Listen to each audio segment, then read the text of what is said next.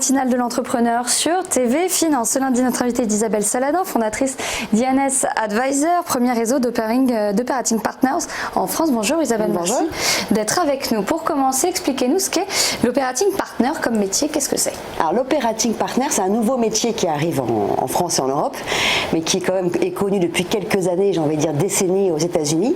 Ce sont des serial entrepreneurs, on va prendre le mot à la mode, qui après avoir créé de zéro deux structures, décident non pas d'arrêter d'aller jouer au golf comme on pourrait l'imaginer, mais de venir copiloter les virages stratégiques des entreprises d'aujourd'hui, qu'elles soient start-up ou PME, en apportant toute l'expérience, la connaissance et le réseau de eux-mêmes l'avoir déjà fait, que ce soit du développement international, du pivot de modèle économique, de la levée de fonds, de la structuration avant fusion-acquisition. Ils ne viennent faire ou on vient faire seulement ce que nous-mêmes avons déjà fait plusieurs fois. Sur la base de quel constat vous avez décidé de créer INS Advisor? Alors un constat très pragmatique, c'est-à-dire que j'ai travaillé avec les operating partners aux États-Unis. C'est-à-dire que moi-même j'ai fait face et c'est vrai que je ne connaissais pas du tout. Et c'était à travers les fonds d'investissement, donc les partenaires financiers qui en fait eux travaillent énormément avec les operating partners là-bas, qui m'ont expliqué que ils n'ont pas réussi à bien accompagner certaines entreprises, qu'elles soient PME, dans la définition américaine, ou start-up, dans les virages, l'accompagnement même financier, parce que pas bien compris les modèles économiques, les usages et la proposition de valeur. Et ils se sont dit, qui mieux qu'une personne qui l'a déjà fait plusieurs fois, pour venir copiloter, comme un avion, comme un cockpit, un objectif et aller s'engager sur l'alignement des résultats. Et quand j'ai entendu ça, mon côté chauvin est vite revenu et je me suis dit mais c'est d'une évidence, c'est-à-dire que nous aussi on peut faire ça, c'est évident. On a tellement un socle incroyable de connaissances techniques, technologiques, industrielles, que si on rajoute en copilotage ces personnes qui l'ont déjà fait plusieurs fois, pour arriver ensemble à un objectif et à un but, c'est d'un pragmatisme incroyable. Donc pour acquérir cette expérience, c'est au moins la création de 2 entreprises? Oui, c'est le minimum. En tout cas, c'est le minimum que j'ai mis en place chez INS Advisor. Création from scratch de 2 entreprises avec les virages dedans et avoir cédé ses actifs, évidemment, parce que ça demande un peu de temps quand même d'être operating partner. Évidemment. Les startups et les PME, elles n'ont pas les mêmes besoins et ni la même culture en matière d'accompagnement. Donc à qui vous adressez? Alors j'ai envie de répondre aux deux. C'est-à-dire que l'avantage d'avoir plusieurs operating partners, donc aujourd'hui on est plus d'une douzaine sur le territoire français et sur la côte est des États-Unis où il y a une grosse population aussi francophone et française qui ont les mêmes sujets. En fait, dans ces serial entrepreneurs qu'on appelle operating partners, il y a des serial entrepreneurs start-up et des serial entrepreneurs de PME ETI, donc qui connaissent les deux mondes.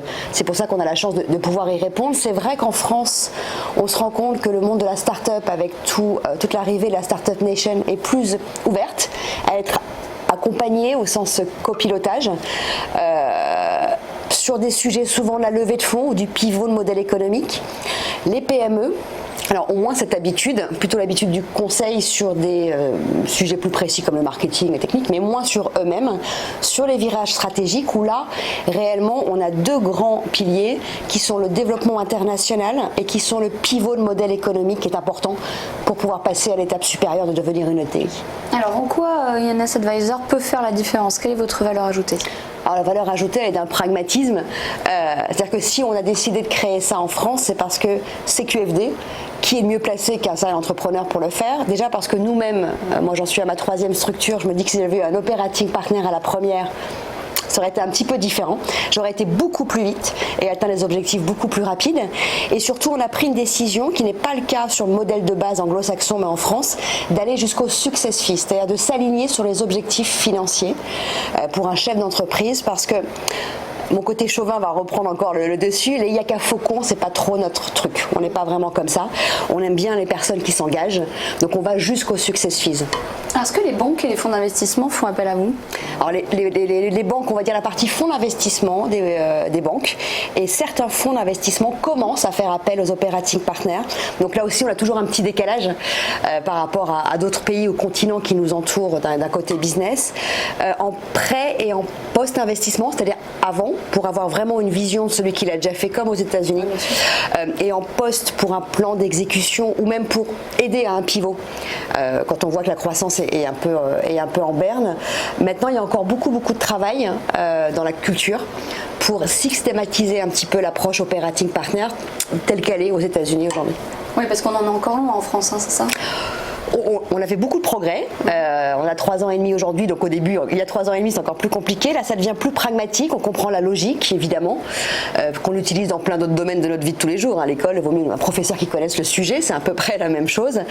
Mais on a encore ce travail de dire, ok, mais est-ce qu'on vraiment on est aligné sur les objectifs? Est-ce que réellement je peux pas le faire tout seul?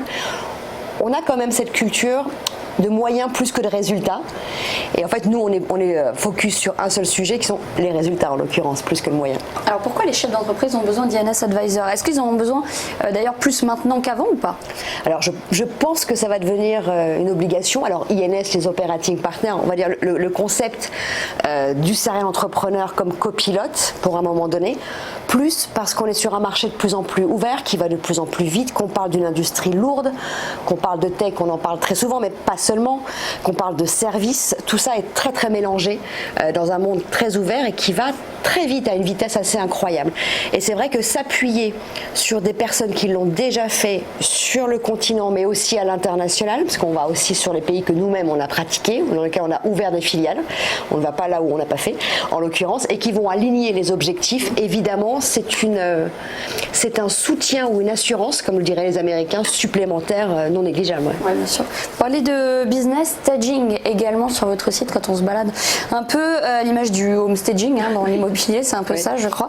Dans quel cas ça se révèle indispensable et pourquoi d'ailleurs? Alors le business staging, oui, on pourrait penser à Stéphane Plaza, mais ce n'est pas forcément. C'est pas la même chose. Voilà, si on traduit en fait, c'est la structuration opérationnelle de l'entreprise.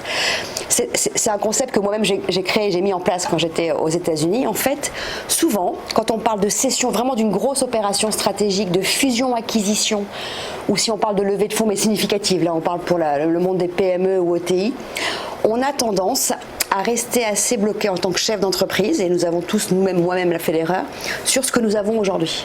Et non pas sur ce que l'entreprise va pouvoir devenir demain ou ce que l'acheteur va pouvoir acheter et comment on va pouvoir aussi intégrer l'entreprise, c'est-à-dire sur la stratégie future. Nous, on fait ça. Le business staging, c'est la structuration de ce qu'on va pouvoir vendre, ce que l'acheteur va pouvoir acheter.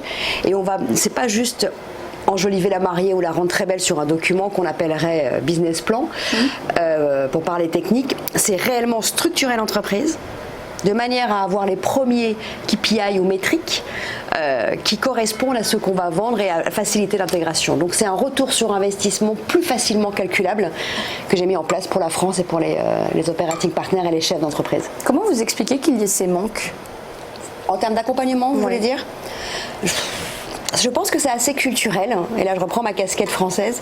On n'est pas très habitué, on est souvent habitué à nous dire débrouille-toi tout seul, tu peux le faire tout seul. On a un petit côté égo, qui est vrai d'ailleurs, on nous le dit souvent, l'arrogance à la française, on aime bien. Mais quand on est bloqué sur les résultats, là où d'autres pays sont plutôt sur les résultats, c'est là où il y a ce manque.